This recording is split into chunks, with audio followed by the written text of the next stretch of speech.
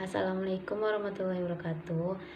Perkenalkan, nama saya Khairatul Ulmi, NIM 19002123. Mata kuliah Manajemen Humas, kelas C. Di sini saya akan mencoba menjelaskan sedikit tentang hasil analisa saya terhadap komunikasi dalam public relation. Di mana kita di sini coba untuk mereview kembali atau menganalisis pekerjaan utama dari PR tersebut, dan terlibat pekerjaannya dengan publik baik internal maupun eksternal. Kuncinya ada di komunikasi, bagaimana pada akhirnya setiap data dan fakta yang akan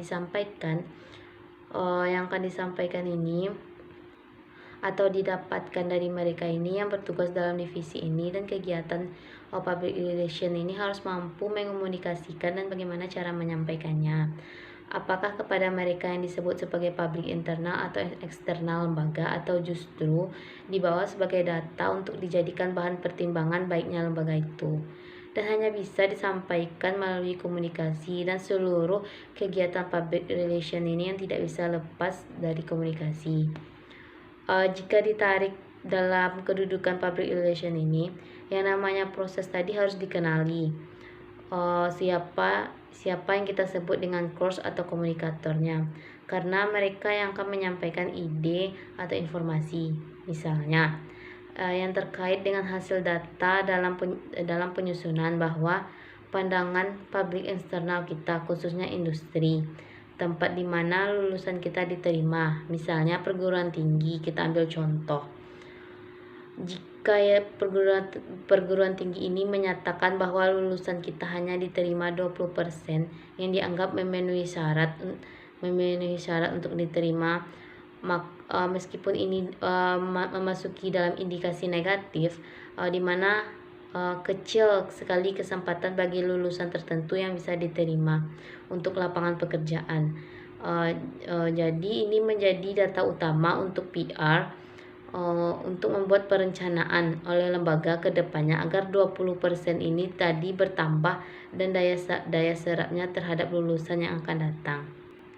Jadi maka pada proses ini yang akan dibahas di lembaga. Jadi komunikator yang bertugas untuk menyampaikan kebijakan tersebut ke publik yang lebih luas.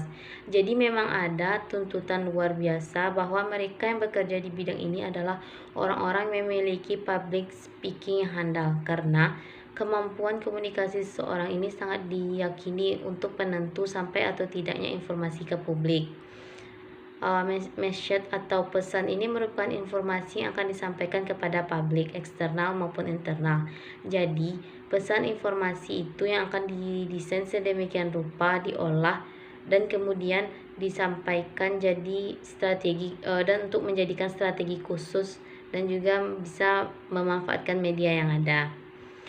Komunikasi di sini merupakan dan komunikan di sini merupakan jelas mereka yang menjadi tujuan akhir dari sampainya proses informasi tersebut, dan ada banyak media yang perlu yang bisa kita beritakan, misalnya media sosial, media cetak, atau tidak kita yang bisa berkomunikasi secara langsung terhadap komunikannya. Dan ini juga tergantung kepiawaian organisasi, lembaga, atau divisi PR di lembaga tersebut. Dan ini juga merupakan konsep yang disampaikan oleh Ashworth.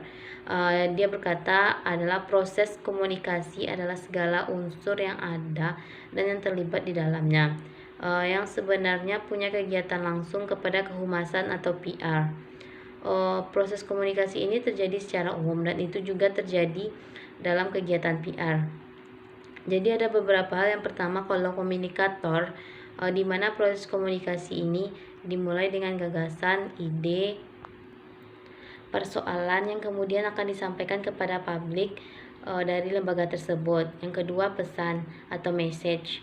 Pesan yang disampaikan ini bisa dalam bentuk sederhana, tetapi memiliki pengaruh yang besar dan cukup efektif dalam memperbaiki sebuah persoalan atau mengangkat nama suatu lembaga. Yang ketiga, media, di mana media yang dilewati ini dalam bentuk berbagai hal kepada mereka yang disebut sebagai penerima pesan. Yang keempat, komunikan, orang-orang, kelompok, atau lembaga yang menerima pesan yang akan kita sampaikan. Yang terakhir, tanggapan. Ini merupakan seperti respon atau feedback dari penerima pesan yang terbentuk atau mampu mengubah pesan berikut yang akan disampaikan oleh sumber tadi, sehingga terjadinya paradigma perubahan terhadap pesan tersebut. Selanjutnya, bentuk-bentuk komunikasi dibedakan menjadi 3 konsep. Yang pertama, konsep komunikasi interpersonal, di mana akan muncul komunikasi internal, yaitu komunikasi yang terjadi antara orang di dalam lembaga, apakah bentuknya personal communication atau group communication. Yang kedua, komunikasi eksternal, di mana komunikasi yang terjadi antara kelompok di dalam lembaga dengan publik yang di luar. Yang ketiga, komunikasi dalam organisasi, yaitu merupakan terjadinya zigzag komunikasi, misalnya antara bawahan dan atasan, atau atasan dengan bawahan, atau dengan divisi dengan divisi lainnya.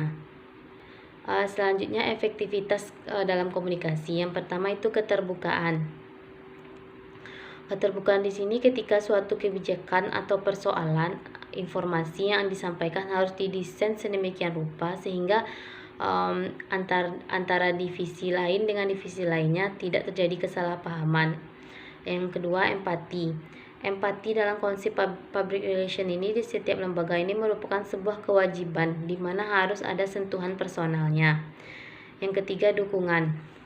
Support dari lembaga itu harus secara keseluruhan. Jadi dengan kita memberi dukungan itu membuat orang yakin dan dalam menyampaikan sesuatu. Yang keempat, sikap atau rasa positif. Yang kelima, kesetaraan. Selanjutnya, strategi public relation dalam komunikasi. Yang pertama, bagaimana public relation ini memanfaatkan media atau alat yang biasa digunakan untuk mempublish lembaga tersebut. Yang kedua, melakukan event-event besar, dan itu akan mengundang masyarakat untuk datang dan mengetahui lembaganya. Yang ketiga, dengan cara mengundang para wartawan untuk menulis berita atau mempublish berita ke media cetak atau televisi. Yang keempat, citra lembaga yang sudah didesain sedemikian rupa untuk rakyat itu, maka ibaratnya menjaga nama baik suatu lembaga. Yang kelima, lobby atau negosiasi.